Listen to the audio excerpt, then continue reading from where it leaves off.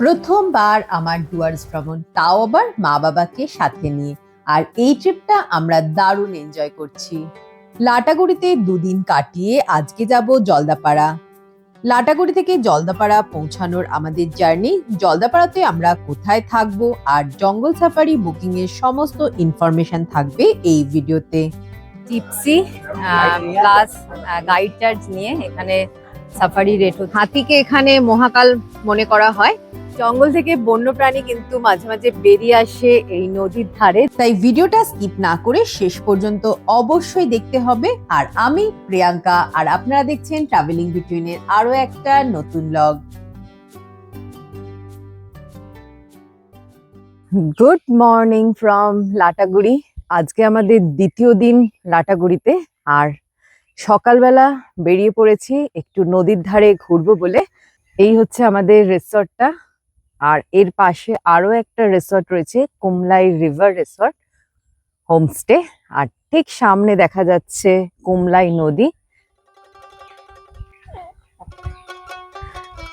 আর এইদিকে হচ্ছে চা বাগান। একটু গ্রামের রাস্তায় আমরা এখন হাঁটছি। সকালবেলা এরকম গ্রামের রাস্তা ধরে গ্রাম্য পরিবেশে হাঁটতে বেশ ভালো লাগছে। এরকম তো সুযোগ আমরা সাধারণত পাই না।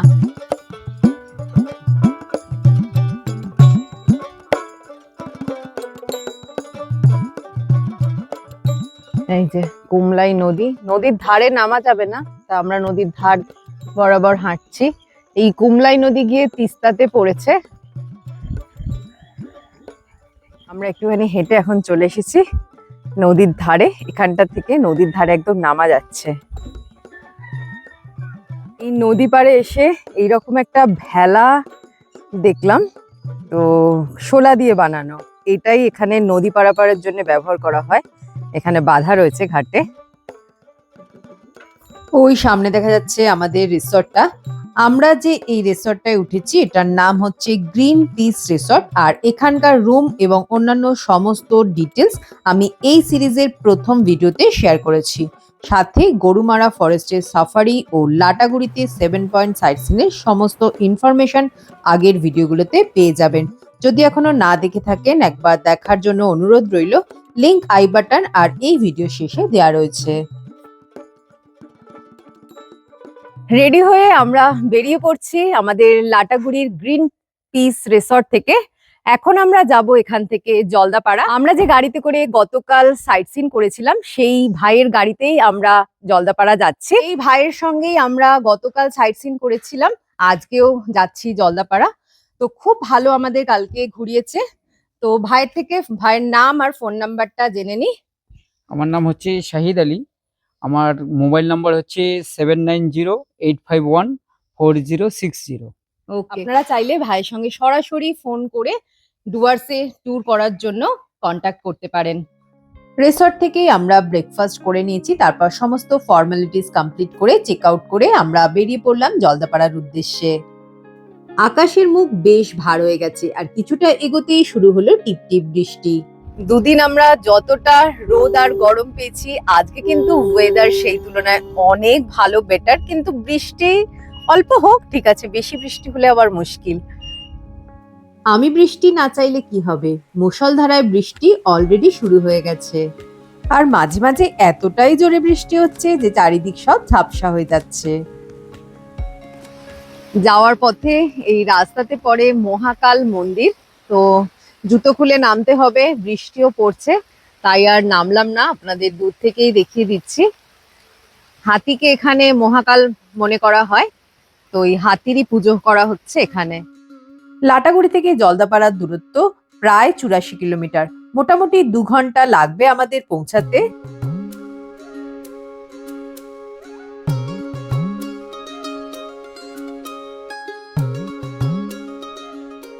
পৌঁছে গেলাম আমরা আমাদের জলদাপাড়া রিসর্টে, আর বৃষ্টি আমাদের পিছু ছাড়েনি। সেই যে আমরা ওখান থেকে বেরিয়েছি, বৃষ্টি এখনো কিন্তু বৃষ্টি পড়ছে, এবং বেশ ভালোই জোরে বৃষ্টি পড়ছে। রিসর্টটা আপনাদের পরে ঘুরিয়ে দেখাবো। তো এখন আমরা চেকিং করি। জলদাপাড়াতে এসে আমরা উঠেছি সুমারু জঙ্গল রিসর্ট।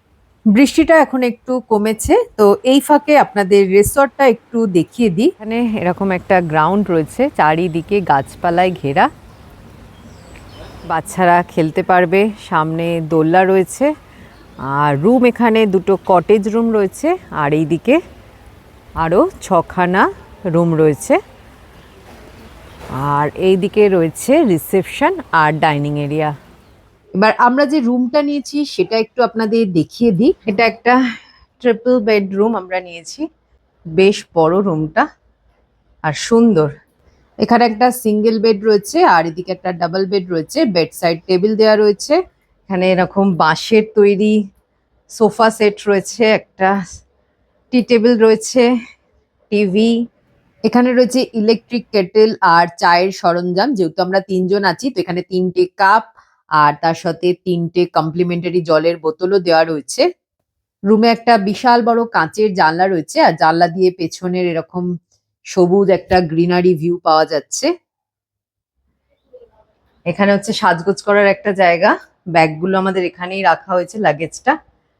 এটা ড্রেসিং মিরর, আর এই হচ্ছে ওয়াশরুম, বেশ বড়ই আছে ওয়াশরুমটা, ওয়েস্টার্ন টয়লেট। আর এখানে একটা আয়না রয়েছে, বেসিন রয়েছে, আর গরম জলের ব্যবস্থাও এখানে রয়েছে, সোলার সিস্টেম রয়েছে। এই সুমারু জঙ্গল রিসর্টটা আমি অনলাইনেই বুকিং করেছি, আর আমাদের এই ট্রিপল বেড এসি রুমের ভাড়া পড়েছে 2500 টাকা করে। ফুড আমরা ইনক্লুড করিনি, এখানে রেস্টুরেন্ট রয়েছে, অর্ডার করে ব্রেকফাস্ট, লাঞ্চ বা ডিনার সব কিছুই আমরা পেয়ে যাব। এই হচ্ছে রিসেপশন, আর রিসেপশনের এদিকে রয়েছে ডাইনিং এরিয়া। যেহেতু লাঞ্চ টাইম হয়ে গেছে তো এসেই আমরা লাঞ্চ করতে চলে এসেছি। লাঞ্চের অর্ডারটা আমরা গাড়িতে আস্তে আস্তেই অর্ডার করে দিয়েছিলাম, তো এখান থেকেই ফোন করা হয়েছিল, তখনই আমরা অর্ডারটা করে দিই। তো আমরা এখানে ফিশ থালি অর্ডার করেছি। ভাতের উপরে একটা পাঁপড় দিয়েছে, তার সাথে এখানে স্যালাড রয়েছে, ডাল, আলু ভাজা, পটল আলুর তরকারি, চাটনি, মিষ্টি, আর এই হচ্ছে মাছের ঝাল।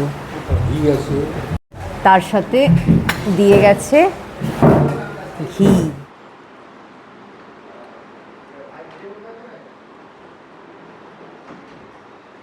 পটল আলুর তরকারিটা খেয়ে দেখি, গরম, সব বানিয়েছে সবে। মাছটা খেয়ে দেখি,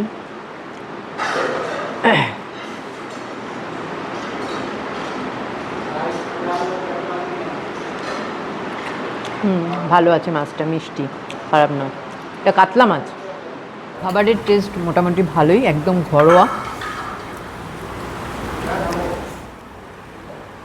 লাঞ্চ করে আমরা বেরিয়ে পড়লাম, এখন যাব জলদাপাড়া ন্যাশনাল পার্কে সাফারি করার জন্য। সাফারির টিকিট পাবো কিনা জানি না, বাট আগে থেকে যেতে হবে, তো লাইন দিতে হবে। 3টের সময় সাফারির গেট খোলে, তো এখন টাইম হয়েছে 2:15, আমরা বেরোচ্ছি। তো রিসর্টে বলেছি, তো ওরাই একটা টোটো ডেকে দিচ্ছে, টোটো অথবা গাড়ি নিয়ে আপনারা চলে যেতে পারেন। আমাদের টোটো চলে এসেছে। আমাদের এই রিসর্ট থেকে জলদাপাড়া যে ন্যাশনাল পার্কের এন্ট্রি গেট রয়েছে, মানে যে টিকিট কাউন্টার রয়েছে, সেটা এই 1 কিলোমিটার মতো ডিস্টেন্স, 1 থেকে 1.5 কিলোমিটার হবে। বাবা খারাপ। এই হচ্ছে জলদাপাড়া ন্যাশনাল পার্কের এন্ট্রি গেট। জিপ সাফারির গাড়িগুলো এখান দিয়েই ঢোকে, কিন্তু টিকিট কাউন্টারটা আরো একটু এগিয়ে যেতে হবে। তো এখন আমরা টিকিট কাউন্টারের কাছেই যাচ্ছি। এটা হচ্ছে হলং নদী, নদীতে এখন বেশ ভালোই জল আছে। পৌঁছে গেলাম আমরা টিকিট কাউন্টারে। এখানেই টিকিট দেওয়া হচ্ছে। এখানে এই সাফারির যে জিপসি বুকিং এর জন্য লাইন পড়েছে। 3টের সময় কাউন্টার খোলে, কিন্তু যেহেতু এখন পুজোর একটা চাপ রয়েছে, তাই অনেক আগে থেকেই লাইন পড়েছে। তো অন্য সময় আসলে অফ সিজনে সেরকম অত লাইন থাকে না। জিপসি সাফারি বুকিং এর জন্য আধার কার্ডের জেরক্স লাগবে, যতজন আসবেন প্রত্যেকেরই আধার কার্ডের জেরক্স লাগবে, তার সাথে আধার কার্ড অরিজিনালও রাখবেন। কাউন্টার খুলে গেছে 3টের সময়। জিপসি প্লাস গাইড চার্জ নিয়ে এখানে সাফারি রেট হচ্ছে 1750 টাকা। একটা জিপসিতে 6 জন যেতে পারবে। তো এখানে অনেকেই শেয়ারিং করে নিচ্ছে, যেহেতু এখানে জিপসির যে কাউন্ট সংখ্যাটা সেটা লিমিটেড রয়েছে। 19টা জিপের এন্ট্রি রয়েছে, তো আমাদের হয়নি, 19টার বেশি হয়ে গেছে। লাইন দিয়েছিলাম, বললামই যে যেহেতু পুজোর সময় এখন প্রচুর চাপ রয়েছে, তাই অনেক আগে থেকে লাইন দিতে হতো, যেটা আমরা আসতে পারিনি। সেই কারণে ফিরে যাচ্ছি, দেখি নেক্সট কবে জলদাপাড়া সাফারি করা পসিবল হয়। বৃহস্পতিবার জলদাপাড়া পার্কে সাফারি বন্ধ থাকে, আর আগামীকাল বৃহস্পতিবার, সেই কারণে আজকে খুব বেশি ভিড় হয়েছে। আমরা তো জঙ্গলের জিপ সাফারির বুকিং পেলাম না, তাই টোটো করেই এখন যাচ্ছি তোরসা রিভার বেড। তো এই রাস্তাটাও বলছে যে জঙ্গলের ভেতর দিয়ে যাবে, তো ওটাও একটা আশা করছি ভালোই এক্সপিরিয়েন্স হবে।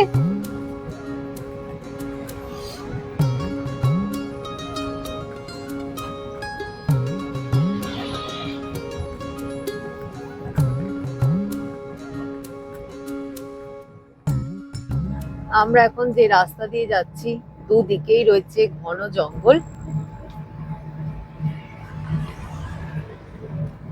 এই তো এবার দেখা গেছে। হ্যাঁ হ্যাঁ হ্যাঁ।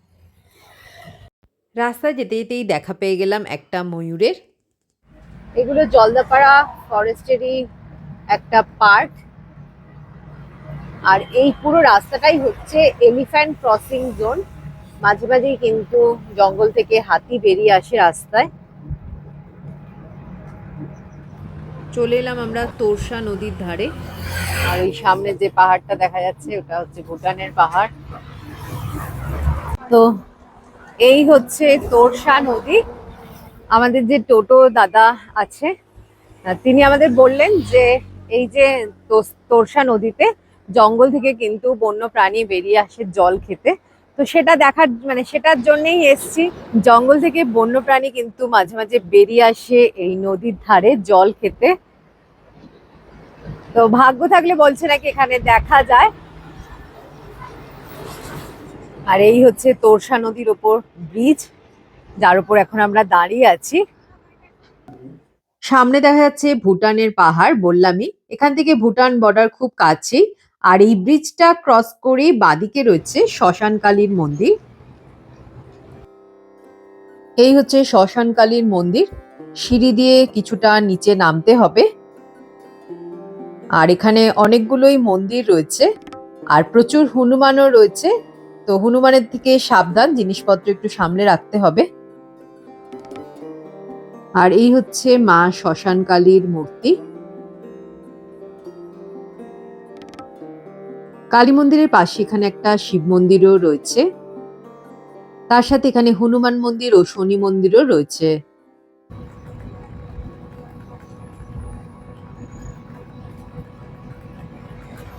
তোরসা রিভার বেড ঘুরে আমরা চলে এসেছি আমাদের রিসর্টে। তো জলদাপাড়া জঙ্গল সাফারি তো আমরা করতে পারলাম না, সেটা আপনাদের আগেই বলেছি।